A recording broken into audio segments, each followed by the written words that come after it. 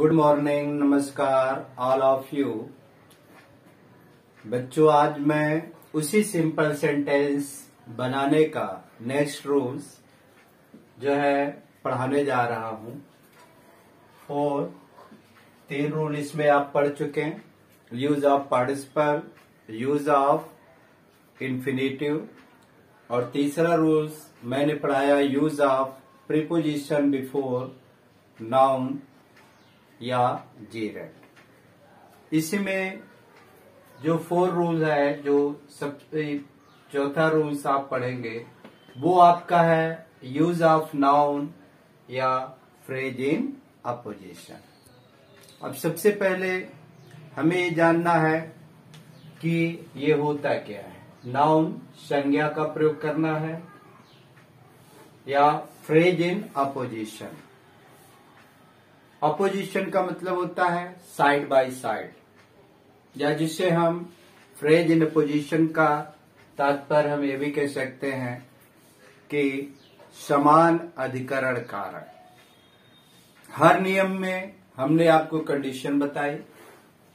यहां पर भी हम नाउन या फ्रेज इन अपोजिशन का प्रयोग उसी कंडीशन में करेंगे जब दो ऐसे नाउन्स को side by side means just अगल बगल रखा जाता है, जहां पर एक नाउन दूसरे की व्याख्या करता है।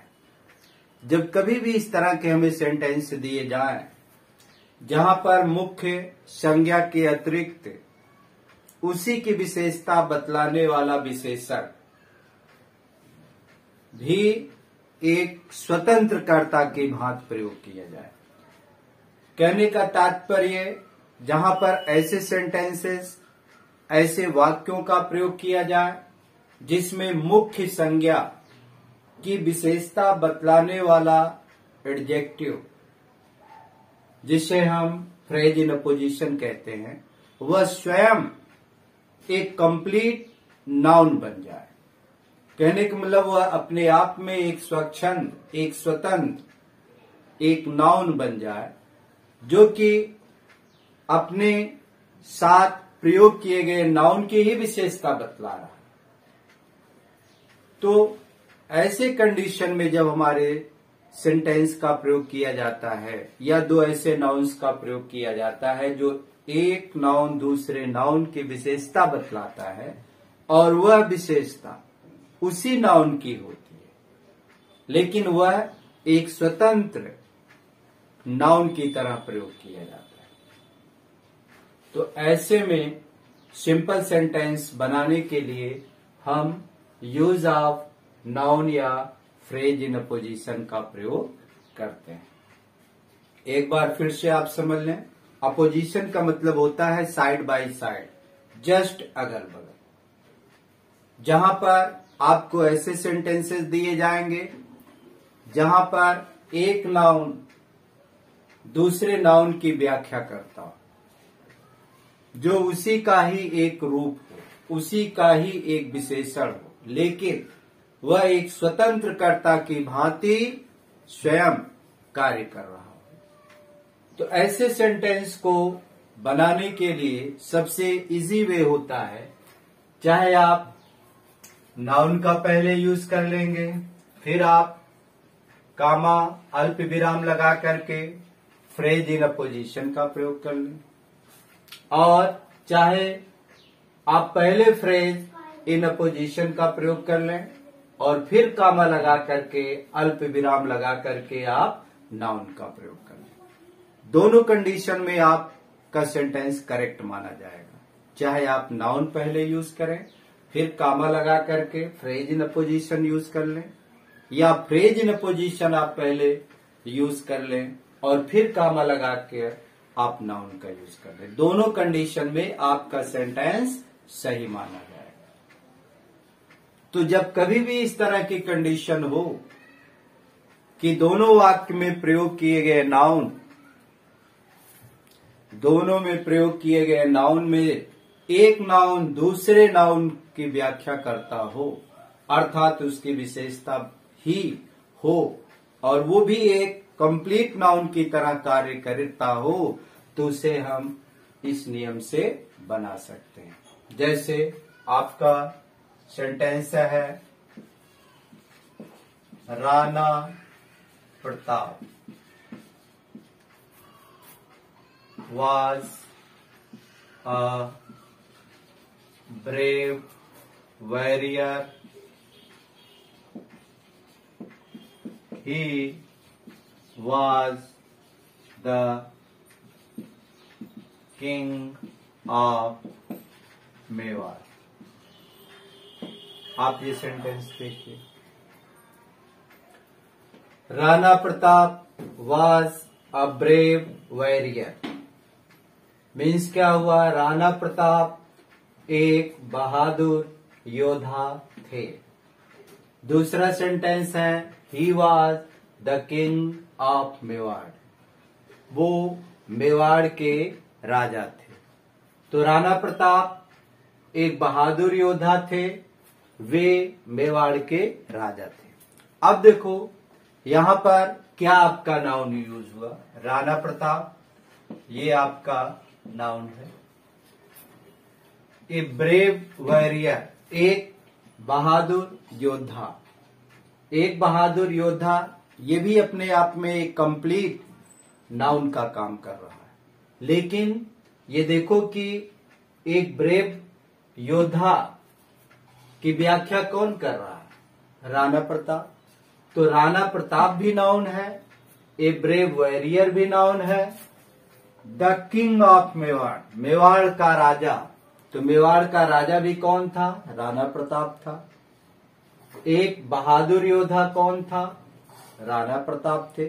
तो आपने देखा कि राणा प्रताप जो एक कंप्लीट नाउन है, इसी नाउन की विशेषता बतलाने वाला अर्थात फ्रेज इन अपोजिशन दो आपके यूज हो गए, ए ब्रेव वॉरियर, एक बहादुर योद्धा, the king of Mewar, Mewar के राजा। तो मेवाड़ के राजा भी राणा प्रताप ही थे, एक बहादुर योद्धा भी राणा प्रताप थे।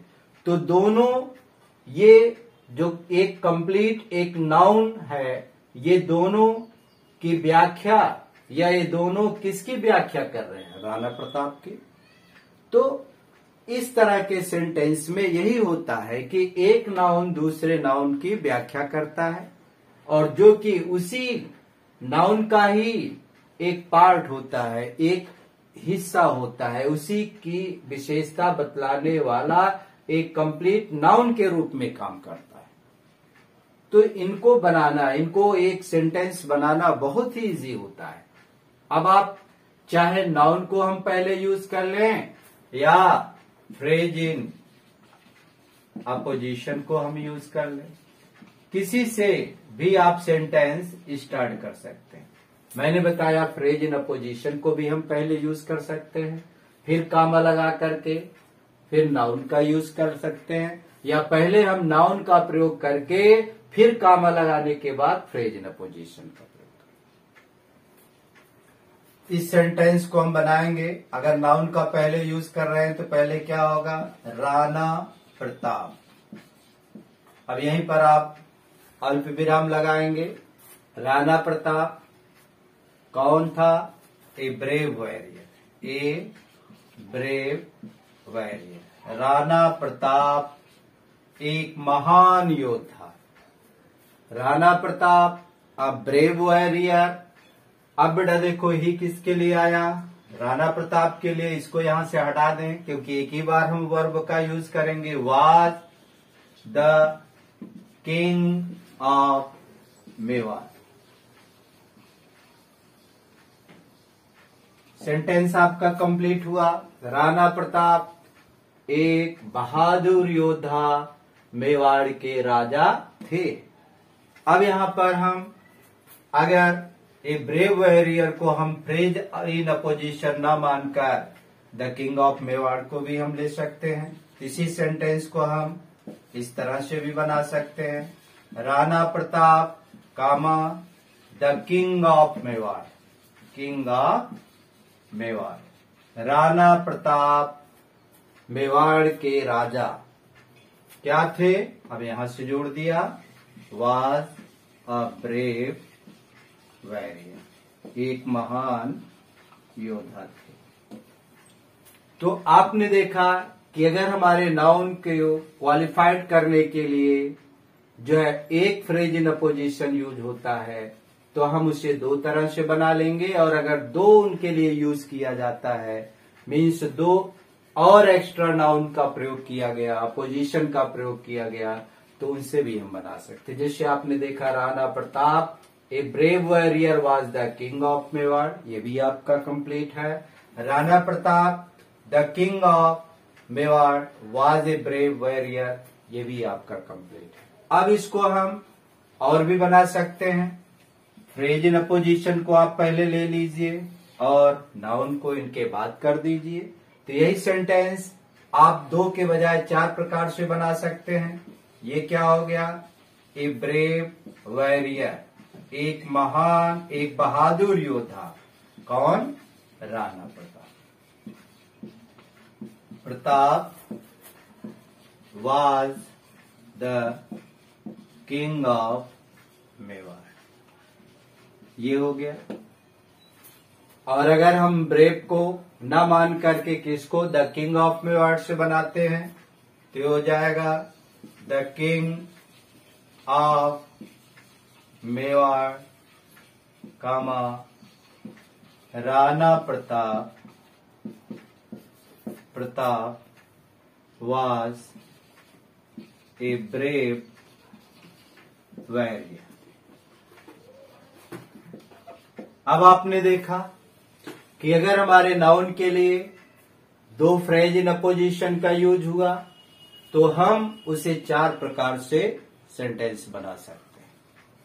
तो जब कभी भी हमें इस तरह का सेंटेंस मिले कि जहां पर एक नाउन दूसरे नाउन की व्याख्या करे या उसी नाउन की विशेषता बतलाने वाला विशेषण भी एक स्वतंत्र कर्ता की भांति, एक कंप्लीट नाउन की भांति कार्य करे, तो उसमें हम नाउन या फ्रेज इन अपोजिशन का रूल फॉलो करते हैं, जैसे ये सेंटेंस हमने आपको बताया। नेक्स्ट इसी में जो है दूसरा उदाहरण एक और आप देखें।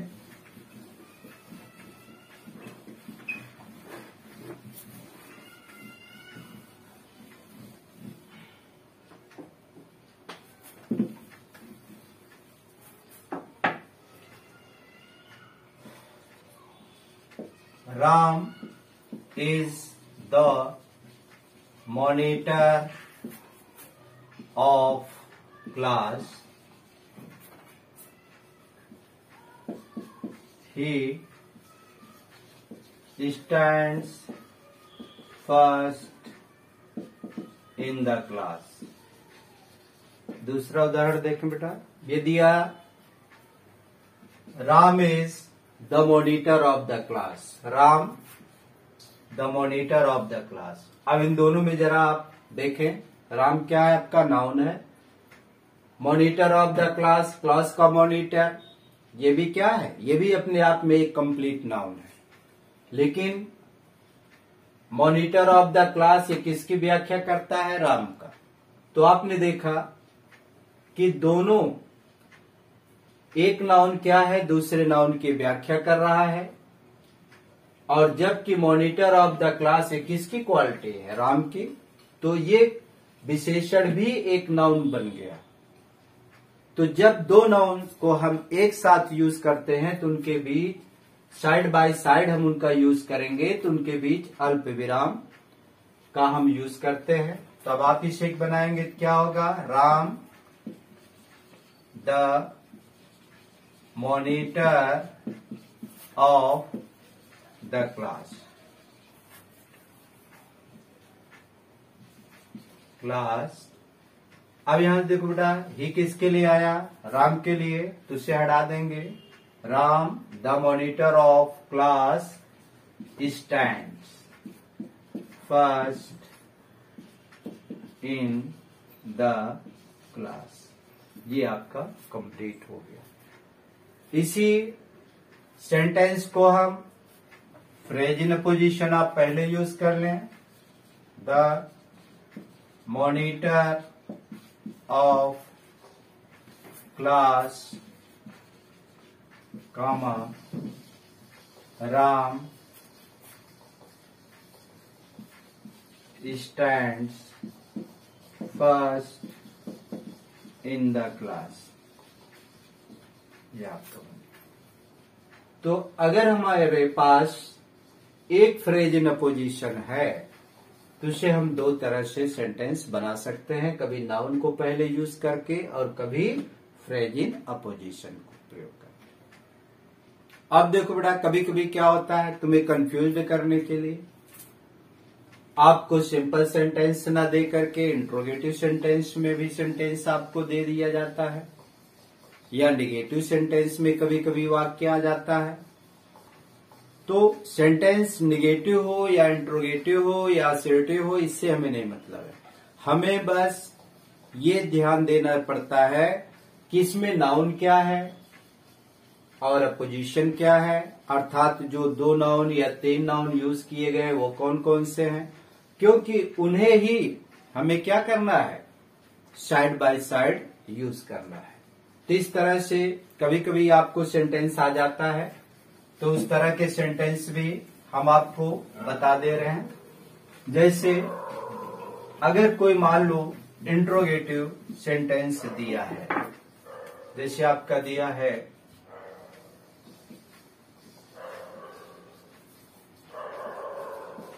डू यू नो कालिदास, कहें क्या आप कालिदास को जानते हैं? He is immortal author of Shakuntalam.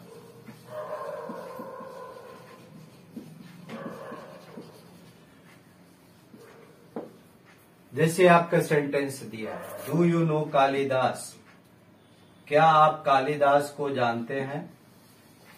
He is immortal author of Shakuntalam, वे शाकुंतलम के नाटक के अमर कवि हैं। शाकुंतलम उनकी बेहतरीन रचना है जिसके वो कवि हैं, लेखक हैं। तो आपने देखा ये सेंटेंस आपका कैसा है, इंट्रोगेटिव है। ये सेंटेंस आपका जो है असर्टिव है। तो आपको यहां पर इससे मतलब नहीं कि सेंटेंस इंट्रोगेटिव है या निगेटिव है या असर्टिव है, आपको बस ये देखना है कि आपका नाउन क्या है और उसके लिए जो फ्रेज इन अपोजिशन यूज किया गया वो क्या है। अब जरा देखें, कालिदास ये क्या है, आपका नाउन है, और दूसरा है immortal author of Shakuntalam, Shakuntalam नाटक के अमर ऑथर, लेखक कौन है? तो शाकुंतलम नाटक के अमर लेखक भी कौन है? कालिदास। तो आपने देखा कि दो नाउन का प्रयोग किया गया जो एक दूसरे की क्या करते हैं, व्याख्या कर रहे हैं। तो एक को हम नाउन और दूसरे को हम क्या, अपोजिशन मानते हैं। अब देखो बेटा, अगर ये आपका इंट्रोगेटिव सेंटेंस है तो आप भी इंट्रोगेटिव ही बनाएंगे। डू यू नो, इसमें कुछ एक्स्ट्रा करने की जरूरत नहीं है। डू यू नो कालिदास, आपने यहाँ क्या नाउन यूज कर लिया।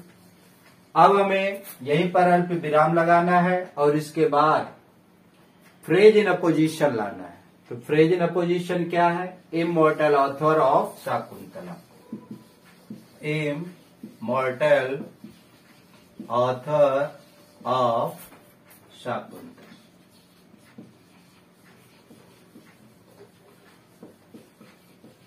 अब आपका सेंटेंस कंप्लीट हो गया।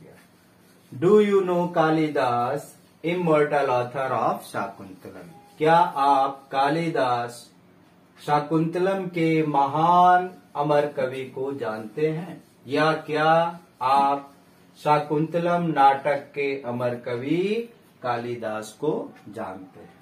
अब इस सेंटेंस को हम इस तरह से भी लिख सकते हैं, डू यू नो, क्या आप जानते हैं, डू यू नो।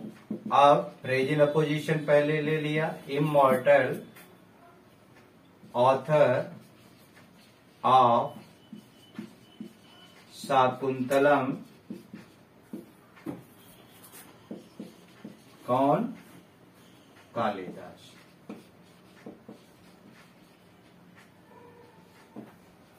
देखो ये सेंटेंस भी आपका बन गया। Do you know immortal author of Shakuntalam Kalidas. क्या आप शाकुंतलम के अमर कवि या लेखक कालिदास को जानते हैं?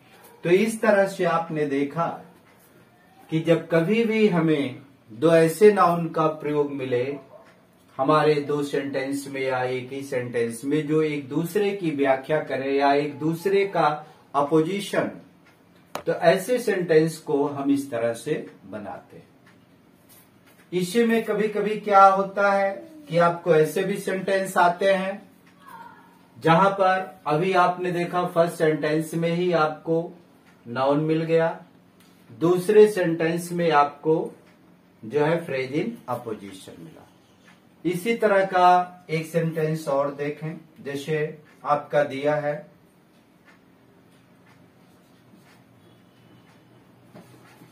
Columbus discovered America. कोलंबस ने अमेरिका की खोज की थी।